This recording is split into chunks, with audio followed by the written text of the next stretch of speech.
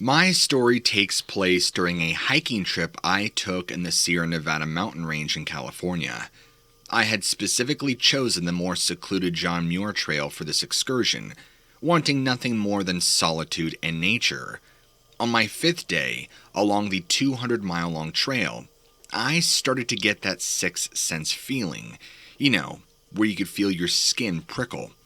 I thought it was probably a mountain lion or a bear nearby, but the sensation did not subside as it usually did in response to such encounters. That very night, I heard strange grunts echoing through the woods, unable to recognize it from any wildlife I've experienced in my many years of hiking. It bore a vague similarity to sounds made by large primates, despite there being no ape species native to North America. This strange experience persisted for the next several nights. During one such night, something began tossing my camp, much to my surprise. For the next few days, I shrugged it off as some normal animal behavior, but then, on the 10th day of my journey, I found my supply bag, tied up high and out of reach of any ground-dwelling animals, slashed down, its contents missing. Despite losing my food supply, I decided to go on.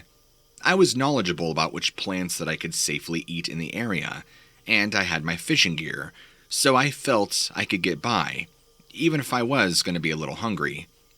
Over the following nights, I felt a continuous presence, as though I was being watched from the shadows. Oddly, my nights were punctuated by the sounds of pebbles hitting my tent, something I never had experienced in any previous wilderness trek.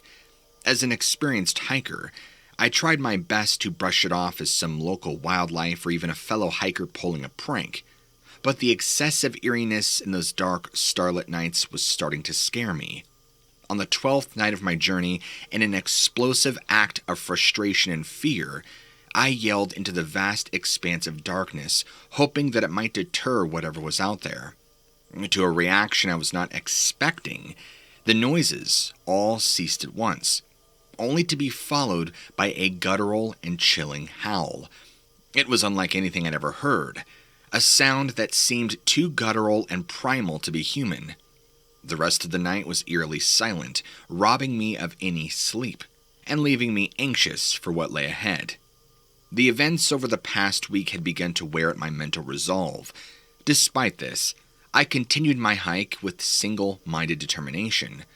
The forest around me was eerily silent, and the feeling of being watched was more intense than ever. Then, on the afternoon of the 13th day, my journey took a turn for the worse. Continuing up the trail, I rounded a bend, and there, before me, strewn around were the contents of my stash bag. Husks of peanuts, coffee grounds, and shreds of wrappers. I froze, tension prickling up my spine. My mind stuttered, refusing to acknowledge the twisted reality of the sight before me. Crunching some leaves under my boot, I dared to move towards the painstakingly familiar items. And then I heard a chilling sound, shattering the tense silence of the woods. A howl, guttural and animalistic, emanating from somewhere behind me. The sound was echoing through the valleys, making my skin crawl. My hands were trembling, and I reached for the bear spray and flashlight hanging off my belt. Then I turned. My beam of light cut through the morning fog and revealed a pair of bright amber eyes. Fear surged up my throat as I took in the sight that was illuminated in my flashlight's beam. About 100 feet away stood a figure uncomfortably thin and extremely tall.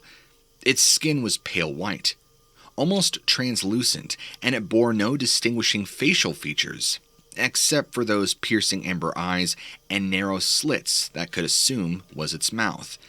The figure moved on all fours, but its limbs were bent in ways human joints wouldn't allow, making its movements unnaturally fast and spider-like. Towering at an approximate height of 8 feet, it was like nothing I'd ever seen before. Strips of my clothing from the supply bag hung tattered from its bony frame, swaying eerily in the non-existent wind. In my fear-affected state, I clumsily dropped my bear spray, and it all seemed to happen in an instant. This thing lunged forward, letting out an ear-piercing scream that was uncomfortably human in its agony. The next fleeting seconds were blurry, adrenaline-driven panic fueling my movements. I hurled my flashlight at it, which glanced off without causing any visible harm, and not even momentarily disorienting the creature. Seeing no other option, I sprinted in the opposite direction, away from the trail I had long come to know and trust. The sounds of the thing's pursuit faded into the pounding of my own heart in my ears. I didn't stop until I could barely breathe, hoping against hope that I was safe. I hid in the wilderness until morning, all senses alert for the slightest sign of danger. Against the morning's reassuring light, I emerged from my hiding place, worn and terrified but ultimately unscathed. Upon reaching the nearest ranger station, I told them what had happened, yet my story fell on unbelieving ears. Well, upon my own research later on, I found similar cases reported by others. Still, none of my acquaintances buy it. But I know what I saw, and I know I will not be hiking alone in the Sierra Nevadas anytime soon. The only thing I could say is that I believe I saw something that's referred to as a crawler, whatever that is. Sunday evening, I found myself driving around 11 p.m. in Southern California, heading to Riverside County. A vehicle was a bit far ahead, maybe a half-mile or so, and I could just make out their brake lights piercing the night. Suddenly, an enormous animal burst onto the road around 50 yards in front of me. The moment its feet touched the asphalt, I could make out these massive legs splayed wide, sprinting with an urgency that raised the hairs on the back of my neck. Its arms were too large for its body, covered with hair and swinging wildly, tilting towards the ground as its body lunged forward. It crossed the breadth of the road in two powerful leaps. As it reached the edge of the road, its head swiveled back towards me. Stunned, I cursed aloud and blurted out, "It's a Yeti." Its glance lingered for a moment longer before the thing disappeared in the darkness. Though I couldn't believe what I had just seen, thinking it had to be a figment of my imagination, my heart ran off with the initial fear. I barely slept that night, the image of this thing ingrained in my mind.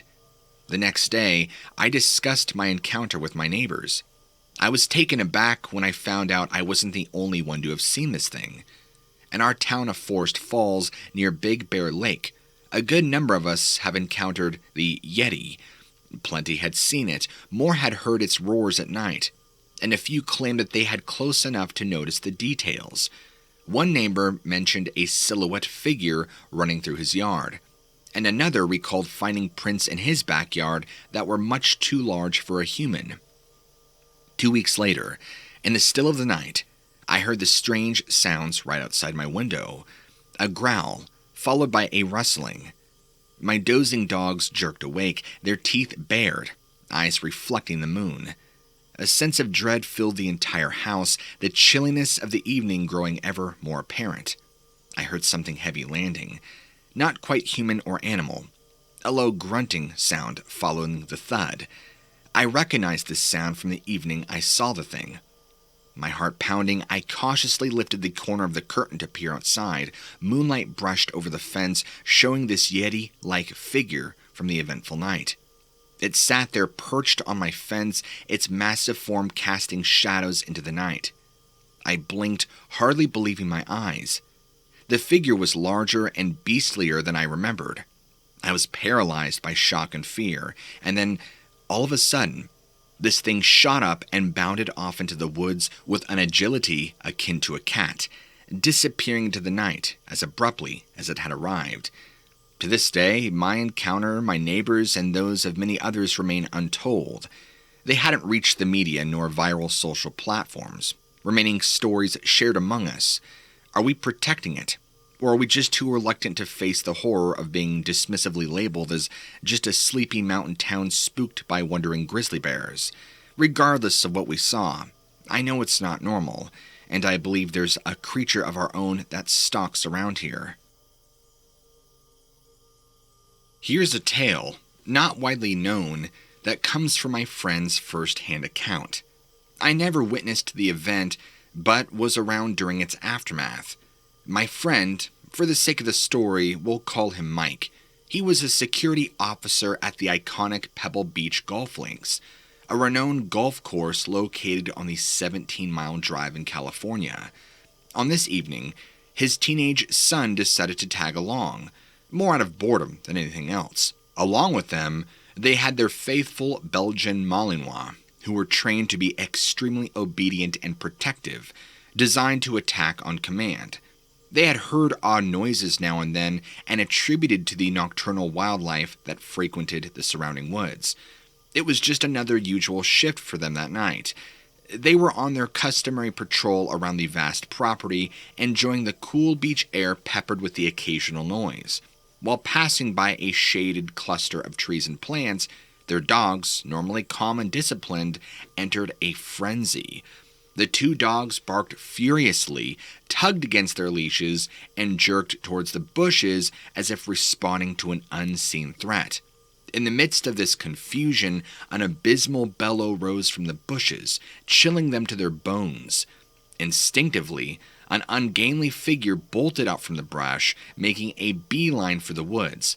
The dogs were so agitated that Mike dropped their leashes, sending them tearing after this bizarre entity. They disappeared into the shadows of the woods, following the being that was now barely visible. Startled and very nervous, Mike and his son waited, eventually hearing a loud yelp before the dogs emerged. One of them appeared to be injured, limping painfully back to them. Mike and his son tried to make sense of what they had just seen while checking on the injured dog. From the direction of the yelp, they heard a splash, as if this thing had plunged into the Carmel Bay waters. When pressed to describe what they saw, they portrayed a hulking figure standing at least 6.5 feet tall, if not more. It looked as if it was covered in unkempt and filthy fur. I remember how my friend and his son described the turmoil they felt that night. They shared this terrifying ordeal only with their close ones. Even today, recalling the incident gives them the creeps. This encounter left such a deep impression on his son that he has avoided the golf course ever since then. Settling their nerves, the duo decided to investigate further. They edged cautiously towards the area the thing had sprung from, their flashlights illuminating the dense undergrowth. As they got closer, they both noticed a pungent, musky odor hanging over the vicinity, so heavy that it even seemed to cling to their clothing. Upon inspection, they discovered enormous prints, strikingly human-like, but much larger in size and distinctly different in shape. Now, they measured around 18 inches long, a size considerably bigger than any human foot. The footprints led back towards the dense woods and then disappeared mysteriously, assumably merging with the wood's pathless terrain. Baffled by these findings, Mike and his son snapped a couple pictures of the prints with their cell phones. They then rushed back to the safety of their vehicle, the injured dog safely cradled in his son's arms. They called it a night earlier than usual, still shaken from the incident, and immediately reported it to their supervisor. Now, for days, the incident haunted them, playing in their minds over and over. But the next weekend, they gathered their wits and decided to go back into it, the same area where they had seen it. They wanted to find out the truth. They wanted more concrete proof. What they found was evidence of significant damage. Trees had been demolished, branches broken, foliage flattened, looking like something massive had repeatedly moved or rested there. And that stench, that same acrid odor, now faint yet lingering. Mike mentioned later that it reminded him of a wet dog smell mixed with something musky or sour, a stench he had never encountered before. What scared them even more was the realization of the close proximity of these woods to the populated areas. They found half-eaten remains of what looked to be a deer, or what was left of it. The sheer brute force exhibited made them shudder. It was powerful enough to rip apart a deer, and that was a terrifying thought, especially considering how close it had come to human habitation. They wondered if it came to the golf course frequently, but stayed unnoticed due to the course being mostly used in daylight, or it was just a one-time incident. After contacting police, sharing footprint pictures and their experiences, well, the officers promised to carry out a thorough investigation, but they seemed skeptical. After a while, things settled down and nobody heard anything anymore.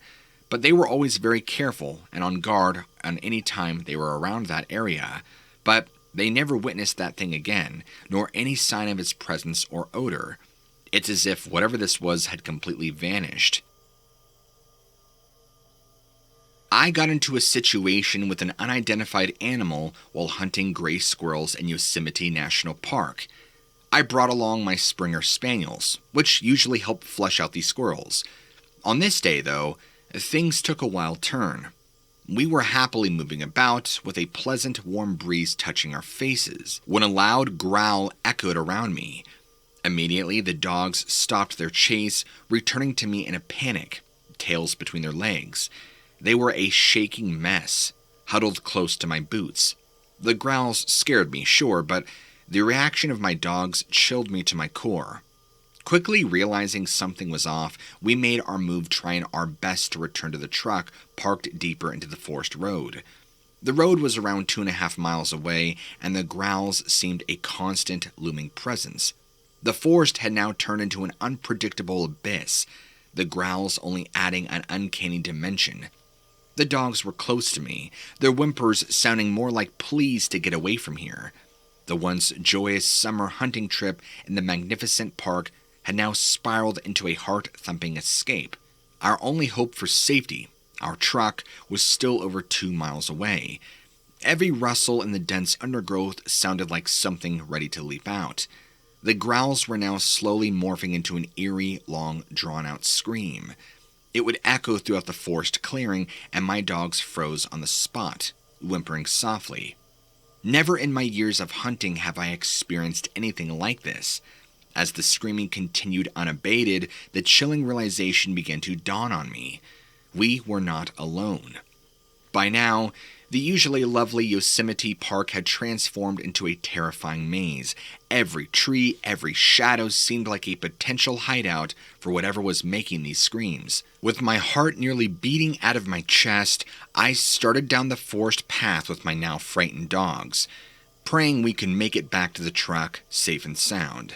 Continuing on, I had forcefully pushed the undergrowth, my dogs and I moving as quickly as we could. I had my Remington cocked and ready, not knowing what could possibly emerge from the dense trees. The growling seemed to have stopped, but an unbearable stench of rotten oranges filled the air. I'll never forget it. It was such a unique odor. It was so strong, it made me choke, and made the dogs whimper even more. It was damn near impossible to keep my senses trained on the direction we needed to go. That odor was trying to drown out everything else. I had never smelt anything like it, and I had this crippling feeling it was connected to whatever this was. Suddenly, the dogs started barking, their hair standing on end. The howling begun, but now seemed much closer than before. I turned around to look behind us, and I saw a dark figure, barely visible against the dense foliage, darting through the trees at an impossible speed. The sight of it taking off with a kind of velocity, it was just no words. At this point, my heart was in my throat. My adrenaline was pumping. Every instinct told me to start running. My dogs and I sprinted the rest of the way to the truck, the sounds of this unknown thing echoing, and the rotten orange scent only growing stronger. We reached the truck in record time, and as my Springer Spaniels and I hopped in, I took one last look, all while the howling and growling echoed one final time. I turned on the ignition, speeding out of there as fast as I was able to. Most people I've recounted the experience to chalk it up to either a mountain lion or some prankster, but after years of hunting, trips across the state, spotting my fair share of woodland creatures, and encountering all sorts of folks, this was different, terrifyingly different. Hey there, I have a story to share that has changed the entire outlook on my life and the mysteries of the universe. You can call me Mark. I'm from a small coastal town of Pacifica, California. I was born in 1981, and currently I'm 39. Like many kids from the early 90s, my affinity towards watching late-night sci-fi movies was pretty high. Sleepless nights were often spent watching returns of Star Trek and X-Files. My interest tipped towards the unknown, the unexplained phenomena that exist in our cosmos. However, with time, priorities changed and these interests got replaced by the busyness and routines of adult life. In my early 20s, Sarah came into my life. We fell in love and decided to start a life together. Our mutual interest in connecting with nature often led us to weekend getaways involving camping and fishing. Fortunately, Sarah loved fishing as much as I do. As the summer of 2004 approached, Sarah and I were searching for a place to camp and fish for a few days. After asking around, we decided on Point Reyes National Seashore, just a bit north of San Francisco. We packed up our gear, drove there with the excitement that can only come from distancing oneself from the urban chaos. The vivid beauty of the national seashore, combined with the abundant fishing, was more than we ever hoped for. We set up camp near the lagoon, a good distance from the other campers for some much-needed privacy. After sharing a nice meal, we decided to call it a night. The following day was perfect as well. Between the sea's mesmerizing wildlife and the abundant fishing, we could not have asked for a better experience. But as the events of the day began to wind down, we found ourselves once again in front of a beautiful night sky. We gazed at the stars, finding comfort in their consistency and predictability. However, our calm was soon disrupted by an orange light in the sky. There was something different about it. Its movements and unnatural brightness was something neither of us had ever seen before. As curious onlookers and spectators, we watched, making guesses about what it might be. Military aircraft, a planet, or perhaps just a strange trick of the night sky. As we watched, it seemed that the object grew in size. It was only after a few moments we realized it wasn't growing in size, it was coming closer, towards us. The object descended and began hovering above the waters. It was eerie, the way it moved so exactly, the way it emitted an oscillating orange light. There was just an unnatural silence, a silence that seemed to halt everything around it. For the first time, Sarah voiced what we dared to think. She asked me if that's a UFO. Unsure of what I believed, I can only reply, maybe I don't know. Seeing the object shoot off into the sky and disappear was a relief, but it also left us feeling exposed and vulnerable. We spent the rest of the night trying to make sense of what we had seen before eventually falling asleep. I woke up in the middle of the night with an orange glow seeping through the canvas of the tent. At first, I thought it was just an afterglow of the campfire, but as I listened, I can hear faint noises. Rustling sounds that seemed to be coming from our campsite. As frustration replaced my confusion due to a non-functional flashlight, Sarah woke up and pointed me towards the kerosene lantern hanging on a nearby tree. Mentally preparing myself for a confrontation with what I thought was some nocturnal animal, I unzipped the tent and stuck out my head. The sight I was met with shook me to my core. The orange glow was not from the campfire. It was that same strange object, closer this time, silently rotating over our campsite. I was stunned, unable to move or speak. And suddenly, I noticed movement near our picnic table. The source of the noise wasn't any nocturnal animal. They were small, thin beings. Their oddly human resemblance, combined with their large black eyes and almost non-existent mouth, was a sight that no sci-fi movie had ever prepared me for. As one of these beings noticed my presence, it swiftly moved towards me, holding a slender wand-like object. As it came closer and touched the wand to my forehead, an intense white light flooded my vision, replacing everything else. The intense white light was blinding. I tried to shield my eyes, but it was too overwhelming. I could hardly make out anything. Fear and confusion overcame me. I was paralyzed, unable to do a thing. And that's the last thing I remember.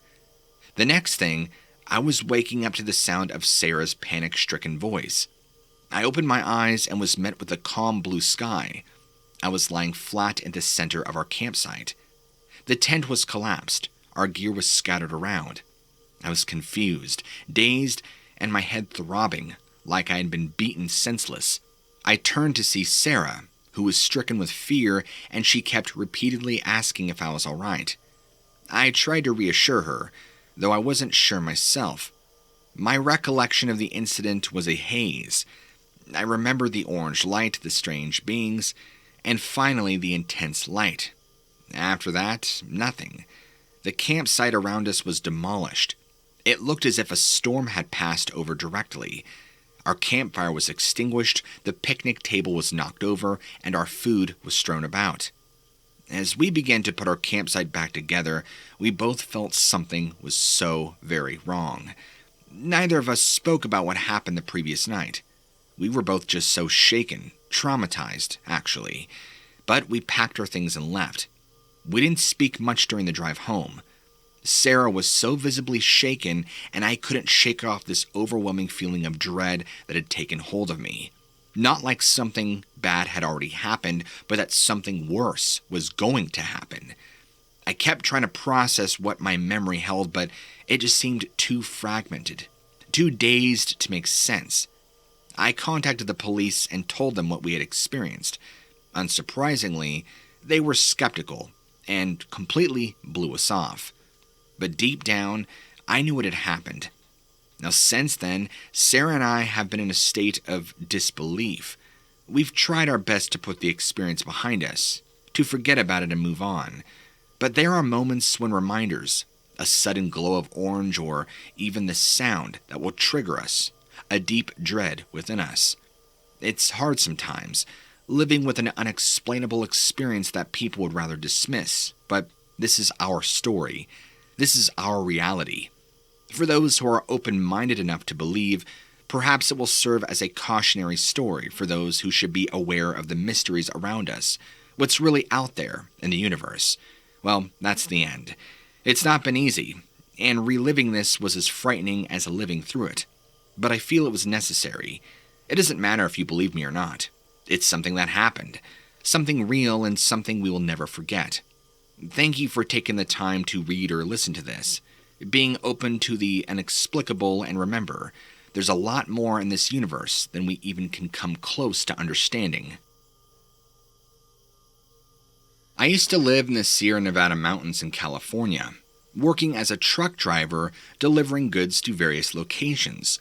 One afternoon, while making my way through Napa Valley, something caught my eye on the driver's side at the edge of a steep drop-off. At first glance, it appeared akin to the biggest California condor I'd ever seen. Man, it looked enormous, comparable to a small child largely sprawled out. But as I got closer, it revealed a much more bizarre appearance. Its eyes were enormous, void, and set on the front of its face, very much like a person's. The beak was wide and the top of the head was more dome-like, not exactly sleek as a condor's would be. As my truck got closer, this thing swiveled its head to look at me. There was almost a discernible air of understanding reflected in its eyes as our gazes locked. Naturally, the first reaction to such a thing is to slow down, and I did exactly that. There was this feeling of being studied, of every part of me being dissected in that brief moment of eye contact. It felt wrong, violating even, and that's when I was absolutely certain. This is no condor. If it had been, its large wings would be spread out, maintaining balance on the edge, but all I could see was its round body. Our stare-down continued on as I inched along the road, bewildered, and at a loss for an explanation. Post to this moment, this thing gave my approaching truck an inspecting glance, its look brimming with what I can only label as curiosity. As I drove past, it followed the truck with its stare, looking as if it were studying the vehicle as well. I kept my eyes on it through my side mirror, and alarmingly, noticed there was a discrete elongated portion behind the round body where the condor's wings would have been. A neck. The drop-off on the other side was definitely significant. For someone of my height, which is about 6 feet, crouching down or squatting there, like that thing, would have been out of the question. By the time my truck was past it completely, this thing was already busy peering at the subsequent traffic with what seemed like the fascination of a child in a toy store. It was an incredibly strange encounter that left a distinct impression on me, a face etched into my memory. For a more realistic scale, the edge of the drop-off loomed literally inches away from the road. So in that brief instance of proximity when I passed it, we couldn't have been more than 6 yards apart. I'm writing this because I want you to understand the level of detail that I got to see. Now, as bizarre as the sighting was, I knew that confronting it directly was obviously out of the question. I had to stay committed to my timetable and my job. I could only shrug it off to the best of my ability. So I continued my drive. Everything went back to normal. The trucks I was passing on the road, the people walking their dog, etc. I completed the rest of the day without incident, delivering at multiple locations. Now, I had just finished around 6 p.m., making my way back home, through peaceful mountain roads and the heady scent of the pines in the air. Now, I remember checking the rearview and side mirrors almost compulsively. I finally reached home around 7 p.m. My wife and I had dinner, shared light conversations about our day, and every now and then, I kept glancing at the clock, observing the time in an almost obsessive manner. After it was time for bed, my wife had dozed off, while I was lying there, staring up at the ceiling, with an incident replaying in my mental theater. I remember glancing at the small clock on our nightstand before eventually drifting off. Suddenly, I was jostled out of my sleep, feeling my bed tremble. Then the strange humming reverberated through the silence like a turbine spinning somewhere right outside our house. I thought earthquake, given California's geological reputation, but my second thought was that creature. Being woken up by the strange humming, my wife asked what it was, sounding frightened. In reply, all I could say to her was, "I don't know." The humming, loud and low, enough to make the windows shiver, lasted for an unmeasured span before slowly fading into quiet. A decision was made right then and there, lying in the dark, clutching each other's hands. We weren't going to talk about it. Now, I'm not sure what the correlation is between what I saw and what happened here, but it certainly wasn't an earthquake.